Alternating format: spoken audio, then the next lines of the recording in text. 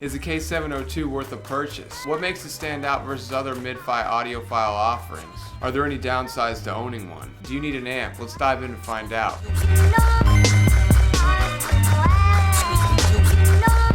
Greetings, mate, and welcome aboard. Stuart Charles here, HomeStudioBasics.com, helping you make sound decisions leading to a beautiful audio experience that will make you fall in love with music, not gear, all over again. So, is the K702 worth a purchase? Absolutely. This open-back mid-fi audiophile offering is nearly perfect in every way. The mid-range is incredibly neutral aside from a tastefully done 2 kHz bump. The treble is crisp and sparkles without sounding essy or sibilant in the slightest, and the basses are incredibly articulate and detailed. Real bass heads know what real bass is.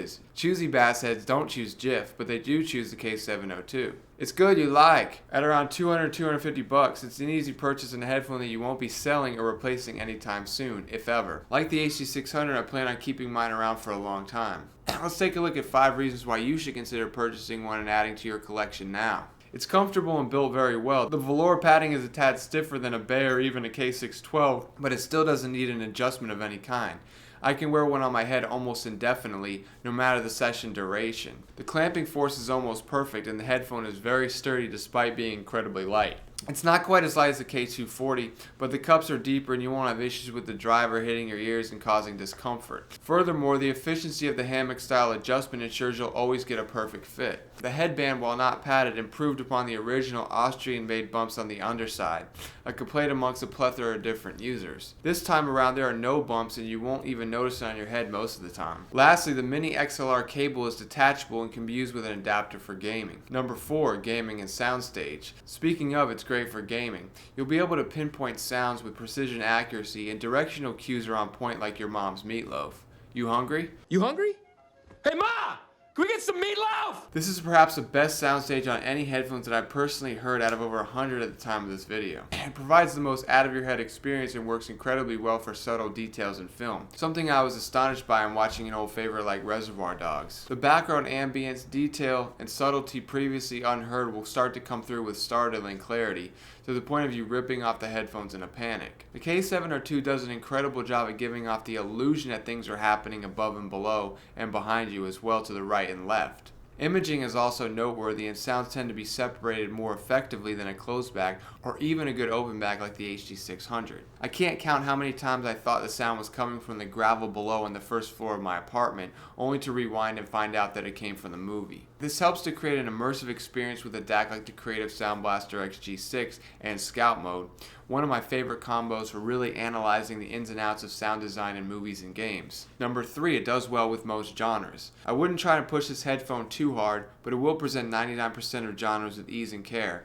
In fact, I'm reaching for a K702 the majority of the time because it just does so well with a variety of different types of musics and styles. It enables me to keep one headphone on my head and not have a desire to switch because I may want to listen to a specific genre. Rock, pop, rap, classical, hip-hop, jazz, or ambient. Insert genre here. I can use it with any genre I want and it's going to sound fantastic regardless. Number 2, it's great for mixing and reference work. Because of its open nature, I can easily pinpoint flaws in a recording with the K702. Most producers and engineers understand the vast importance of the mid-range in a mix. It's perhaps the single most crucial element to get right. The K702 is perfect because it raises the mids just enough where you can easily hear whether or not a vocal or instrument sounds correct within the composition. A headphone like the K612, while appearing technically more proficient from a measurement standpoint, really isn't when you're trying to hear what's going on. It's just not quite revealing enough for studio work, in my opinion. I may reach for a 612 when I'm watching film more often than the 702, but I wouldn't choose it first for mixing or even casual listening. It just tends to sound a bit too warm and to me isn't quite as enjoyable, lively, or snappy like a K702. In other words, it can sound a bit dull and clammy at times, as if there's a thin veil of blankie covering the sound. Number 1, the K702 almost sounds as good as a planar. This is something I've talked about with many people over the last year or so. One of the main reasons I recommend it so much is because of its phenomenal sense of timbre, the portrayal of vocals and instruments as they may sound in real life versus the way they sound through a device, the tonal quality of the sound itself, its sense of color and life, and the quality of a particular instrument or vocal inflection, a characteristic of the 702 that makes it stand out from the crowd. Given a song that was mixed, mastered, and recorded properly, it can sound so realistic that you might actually think for a split second that it's playing in front of you, or behind you, or to your right or left.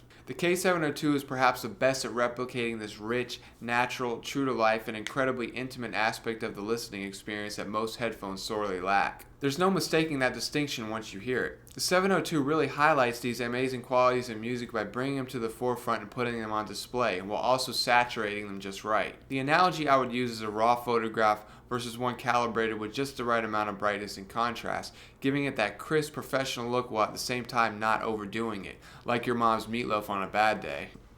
The 702 is similar. It sometimes feels as though an artist like Sufjan Stevens is playing live rather than through the conversion process of a DAC. Technically speaking, the 702 is one of the most capable headphones to ever hit the market. It still remains relevant after many years, even despite a barrage of new products flooding the market, mid-fi or otherwise. Is it as good as a planar magnetic?